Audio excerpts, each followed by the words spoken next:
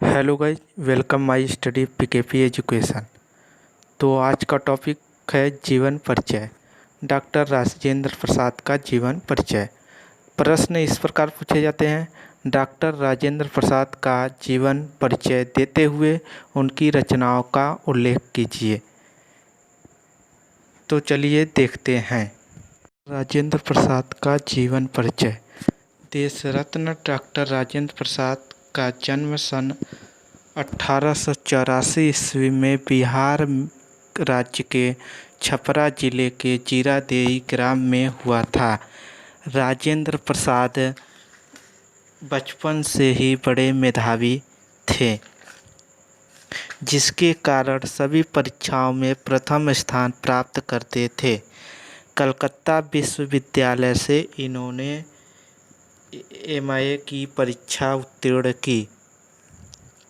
कुछ समय तक इन्होंने पटना हाई कोर्ट में वकालत की। इसके बाद गांधी जी के आदेशों, सिद्धांतों तथा आंदोलन से प्रभावित होकर सन 1920 ईस्वी में इन्होंने वकालत छोड़ दी और पूर्ण रूप से देश सेवा के कार्य में लग गए। आगे चलकर इन्हें सन 1962 ईस्वी में भारत की सर्वोच्च उपाधि भारत रत्न से सम्मानित किया गया। सत्य, निष्ठा, ईमानदारी, निर्भीकता, देशभक्ति इनके रोम रोम में व्याप्त थी। 18 फरवरी सन 1963 ईस्वी को इनका स्वर्गवास हो गया। राजेंद्र प्रसाद जी की कुछ रचनाएं इस प्रकार हैं।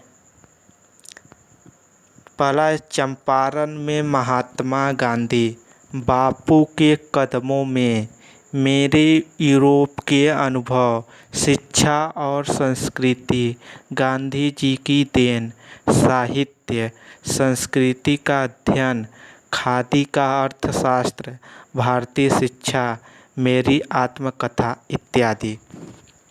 इनका साहित्य में स्थान। डॉक्टर राजेंद्र प्रसाद सुलझे हुए राजनेता होने के कारण उच्च कोटि के विचारक, साहित्य साधक और कुशल वक्ता थे। यह सादी भाषा गहन विचारक के रूप में सदैव स्मरण किए जाएंगे। हिंदी की आत्मकथा विधा में इनकी पुस्तक मेरी आत्मकथा का उल्लेखनीय स्थान है।